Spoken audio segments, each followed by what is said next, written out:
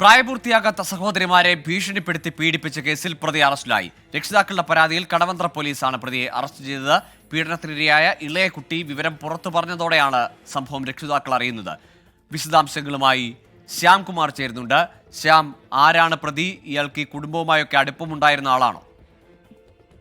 ഈ പ്രതിക്ക് ഈ കുട്ടികളുടെ വീടുമായി അടുത്ത ബന്ധമുണ്ടായിരുന്ന ഒരാളാണ്. 15-16 വയസ്സ് പ്രായമുള്ള പെൺകുട്ടികളെയാണ് ഇയാൾ ലൈംഗികമായി ഉപദ്രവിച്ചത്. ഈ വിവരം പുറത്തു പറയാതിരിക്കാൻ കുട്ടികളെ ഭീഷണിപ്പെടുത്തുകയും ചെയ്തിരുന്നു.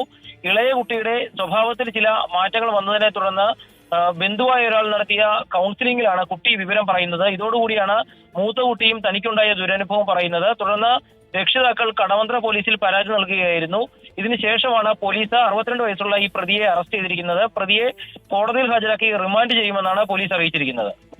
ശരി, എസ് ശ്യാംകുമാറാണ് വിശദാംശങ്ങൾ നൽകിയത്. കുടുംബവുമായുള്ള വീടുമായിട്ടുള്ള അടുപ്പം മുതലെടുത്തുകൊണ്ടാണ് പ്രതി സഹോദരിമാരെ ലൈംഗിക ചൂഷണത്തിന് ഇരയാക്കിയത്. ശ്യാംകുമാറാണ് കൊച്ചിയിൽ നിന്ന് വിശദാംശങ്ങൾ പങ്കുവച്ചത്.